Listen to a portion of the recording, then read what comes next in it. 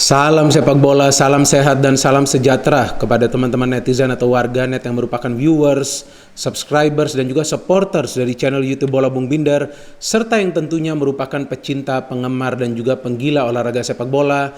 Di konten terbaru dari channel YouTube Triple B hari ini, saya ingin memberikan analisa dari 4 pertandingan yang telah selesai dimainkan di babak perempat final Euro 2020. First match yaitu pertandingan antara Swiss versus Spanyol. Ya, ini adalah pertandingan yang berlangsung seru nih teman-teman ya. Karena walaupun Spanyol ini mendominasi jalannya permainan dari segi ball possession, tapi Swiss juga bisa menciptakan beberapa peluang yang berbahaya. Dan yang menarik nih dari statistik ya teman-teman perlu perhatikan bahwa sebetulnya dalam tempo permainan 90 menit sebelum ke extra time, Spanyol tidak banyak menciptakan peluang yang berbahaya. Hanya 2 peluang yang berbahaya secara total ya dalam waktu 90 menit. Sama juga seperti apa yang dihasilkan oleh para pemain Swiss. Artinya apa? Bahwa para pemain Swiss itu bisa menekan atau meredam kreativitas dari para pemain Spanyol. Saya berbicara tentang 90 menit jalannya pertandingan. Tapi setelah itu memang Spanyol jauh lebih dominan. Mereka menciptakan begitu banyak peluang untuk mencetak gol. Maka itu secara total selama 120 menit memang Spanyol jauh lebih unggul dalam usaha mereka menciptakan peluang. Karena sepertinya para pemain Spanyol tidak ingin melanjutkan permainan ini ke adu penalti. Ya, karena kan sebelumnya Swiss sudah menang adu penalti lawan Prancis. Tentu akan sangat beresiko. Maka itu kita perhatikan bahwa Coach Luis Enrique juga ada melakukan beberapa pergantian pemain di mana dia memainkan pemain-pemain yang tangguh di babak extra time, yaitu Thiago Alcantara, Rodri juga dia mainkan di extra time. Sebelumnya juga di babak kedua dia ada memainkan Gerard Moreno ya, menggantikan Alvaro Morata. Jadi memang tampak jelas bahwa Spanyol ingin mengakhiri pertandingan ini dalam tempo 90 menit jika bisa, atau pada saat sudah masuk extra time ya selesaikan saja di extra time. And they got the chances. Tapi memang penjaga gawang dari Swiss ini memang penampilannya bagus di Euro 2020. Seperti yang dia tunjukkan lawan Prancis. Memang kemasukan 3 gol. Tapi secara keseluruhan dia juga mencegah para pemain Prancis untuk menambah jumlah gol mereka. Sama juga di pertandingan ini. Spanyol mendapatkan banyak peluang. Seperti biasanya, kesulitan Spanyol adalah to kill the game. Dan juga ternyata dari pertandingan ini dan juga pertandingan sebelumnya lawan Kroasia, saat Spanyol bertemu lawan yang bisa bertahan secara benar dan baik dan juga memanfaatkan counter attack yang cepat, lini pertahanan dari Spanyol itu kewalahan. Ya, terlihat dari gol yang dihasilkan oleh Kroasia menjelang pertandingan berakhir, 2 gol mereka bisa cetak untuk menyamakan kedudukan menjadi 3-3, dan juga di pertandingan lawan Swiss saat Spain sudah unggul tapi ternyata karena ada sedikit kesalahpahaman atau perebutan bola ternyata ya antara Laporte dan juga Pau Torres yang akhirnya memberikan peluang kepada Swiss untuk mencetak gol saat pemain mereka bisa memberikan umpan ke Shaqiri, yaitu Remo Freuler ya, yang akhirnya diberikan kartu merah karena melakukan tackling yang keras ke Gerard Moreno sepertinya, saya tidak ingat. Sepertinya Gerard Moreno sehingga dia diberikan kartu merah. Jadi memang Swiss ini bermain dengan cara menerapkan low block. Mereka betul-betul bertahan mulai dari lini tengah, apalagi mereka kehilangan Granit Xhaka, itu tentu mengurangi daya jelajah dari para pemain Swiss di lini tengah. Namun setelah Shaqiri menyamakan kedudukan dan apalagi setelah Swiss mendapatkan kartu merah, justru para pemain Swiss betul-betul fokus dalam urusan bertahan dan mereka memang di babak extra time itu tampak jelas sama sekali tidak ingin menyerang. Dan memang kehebatan dari Sommer yang membuat mereka bisa melanjutkan permainan ke adu penalti, but in the end Spanyol bisa menang. Padahal Spanyol juga ada beberapa pemainnya juga kan yang miss penalti kan. Nah, di sini saya perlu lihat lagi seperti Busquets dan juga Rodri. Padahal Busquets adalah salah satu pemain senior di tim ini. Maka itu pressure-nya sangat besar teman-teman bagi para pemain yang bertanding di babak atau fase knockout sebuah major event. Jadi memang diperlukan juga pemain-pemain yang berpengalaman. Memang Luis Enrique tidak membawa satupun pemain asal Real Madrid. Tapi dia punya juga beberapa pemain yang punya mental yang kuat. Salah satunya menurut saya adalah Busquets. Meskipun dia miss penalti, but still menurut saya sekarang ini tanpa Ramos, maka Busquets lah leader dari Spain. Well done Spain, sudah bisa lolos ke babak semifinal. Sekarang ke pertandingan kedua yaitu big match antara Belgium versus Italy, dan sesuai dengan perkiraan saya di konten preview dari pertandingan ini bahwa seharusnya atau logisnya Roberto Mancini tidak akan merubah strateginya di babak perempat final ini, dan ternyata itu yang memang dia tetap lakukan, yaitu menerapkan strategi menyerang dan tentunya menginstruksikan para pemainnya untuk bisa mencetak gol lebih dulu atau mencetak gol di babak pertama. Ya, jadi mereka juga bisa terhindar dari extra time. Seperti lawan Austria kan, mereka gagal mencetak gol di babak pertama, akhirnya pertandingan bisa dibawa oleh Austria hingga ke perpanjangan waktu. Meskipun akhirnya Italia bisa menang, tapi kan karena ada 2 pemain pengganti yang masuk, yang memberikan kontribusinya yang memang dibutuhkan. Jadi di pertandingan ini memang Italia gaspol dari menit-menit awal, sedangkan Belgium seperti di pertandingan lawan Portugal mengandalkan permainan bertahan dan juga counter attack. Ya, sebetulnya bagus saja sih mereka melakukan counter, kan mendapatkan peluang dari De Bruyne dan juga Lukaku, namun secara passing game terlihat Italia lebih unggul. Karena para pemain Italia itu tidak terlalu lama menguasai bola, mereka cepat melepaskan passing satu sama lainnya secara kolektif mulai dari belakang ke tengah hingga ke depan. Beda dengan Belgia, pada saat para pemain mendapatkan bola di belakang, mereka cepat-cepat coba memberikan bola antara ke De Bruyne atau juga Lukaku. Sehingga itu juga yang bisa diantisipasi oleh para pemain Italia yang bisa memutus beberapa kali serangan yang coba dibangun oleh para pemain Belgia. Betul Belgia yang mendapatkan peluang lebih dulu untuk mencetak gol.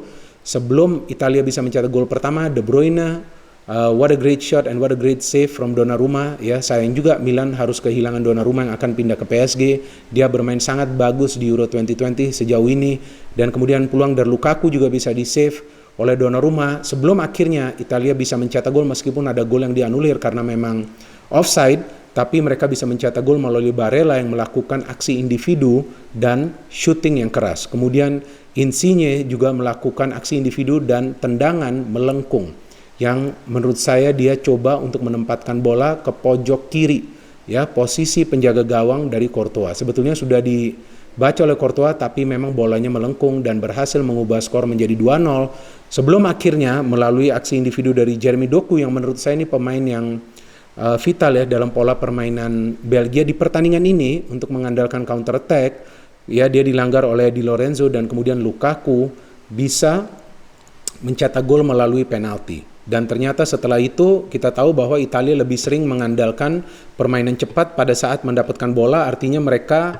dengan cepat ya memberikan bola ke depan antara ke Insigne atau juga ke Chiesa yang memang punya skill individu yang bagus untuk merepotkan para pemain Belgia di lini pertahanan.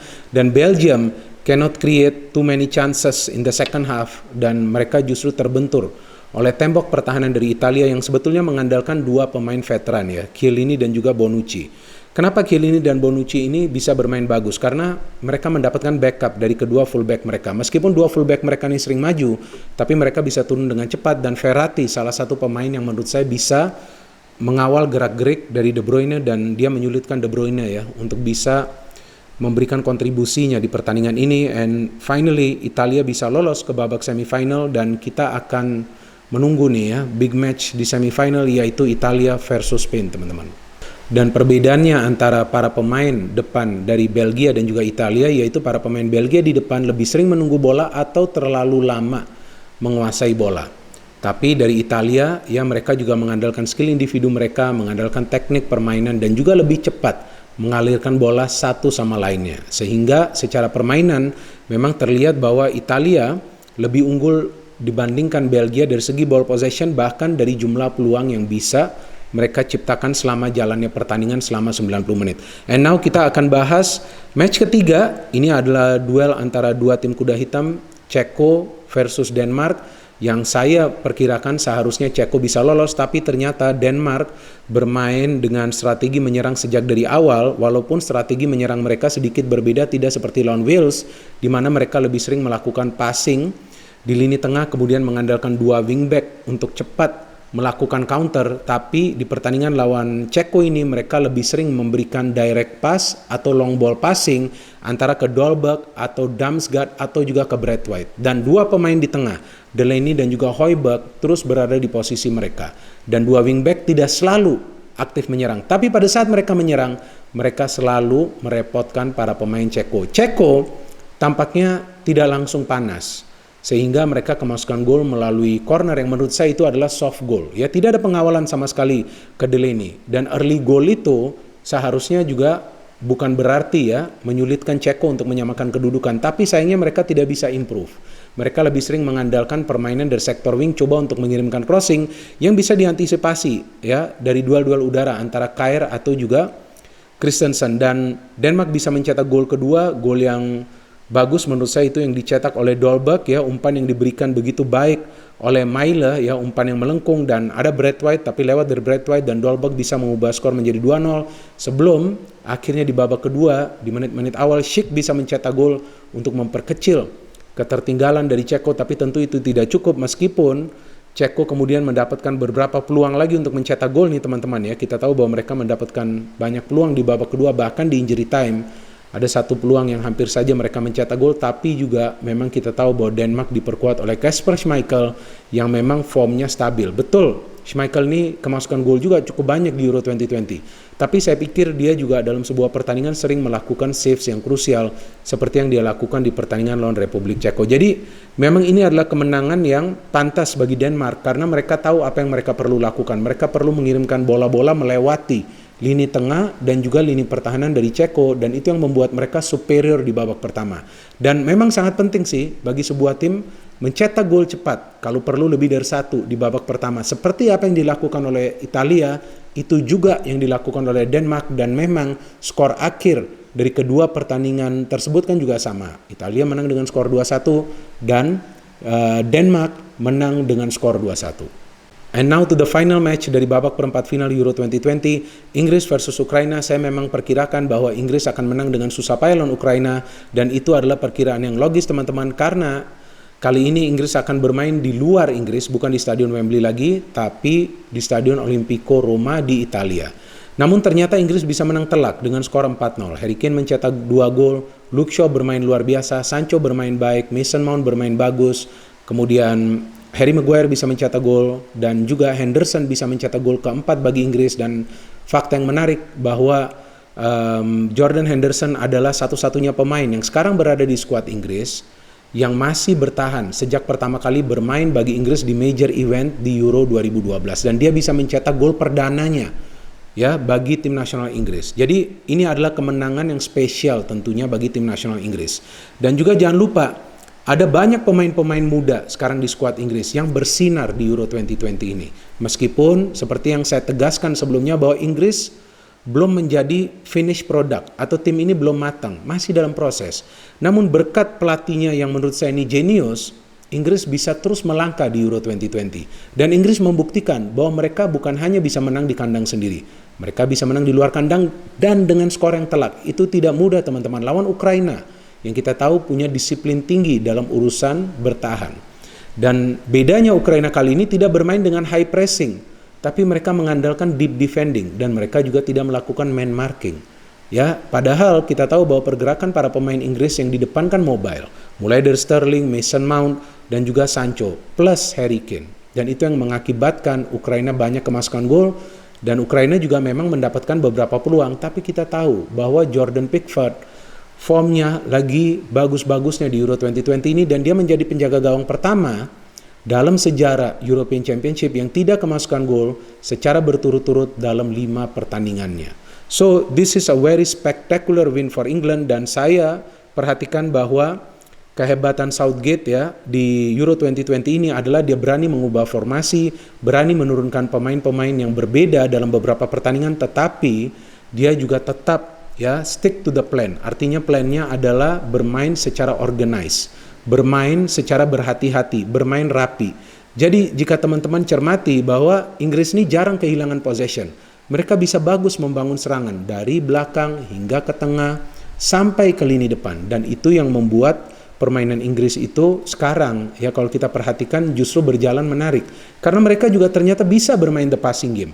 Tapi kan mereka perlu melihat juga lawan yang mereka hadapin. Dan formasi juga dirubah oleh Southgate menjadi 4-2-3-1 teman-teman.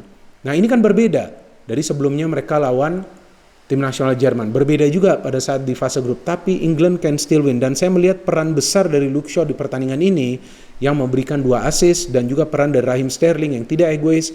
Dia juga bermain sedikit ke belakang karena formasinya sekarang berbeda. Dia juga bisa memberikan umpan ke Harry Kane, dan Jadon Sancho bermain baik. Declan Rice dan Calvin Phillips saya pikir adalah 2 pemain penting di skuad Inggris saat ini. Karena dua pemain ini bermain baik, disiplin, maka itu lini pertahanan Inggris hingga saat ini, hingga 5 pertandingan dari Euro 2020 belum kemasukan gol teman-teman. Itu juga adalah rekor yang luar biasa dari Inggris. Dan sayang juga Ukraina tidak bisa menciptakan banyak peluang di pertandingan ini, ya karena mereka juga kesulitan untuk melewati dua gelandang bertahan tadi ya. Dan akan menarik nih, sekarang kita menunggu semifinal, yaitu pertama Italia versus Spain dan juga England versus Denmark. Dan saya akan kembali dengan prediksi dari babak semifinal nanti H-1. Dan seperti yang saya selalu tegaskan, saya selalu memberikan prediksi dengan analisa yang logis. Jadi jika prediksinya salah, gak masalah. Jika benar, ya bagus-bagus saja. No hate, only football. Salam sepak bola.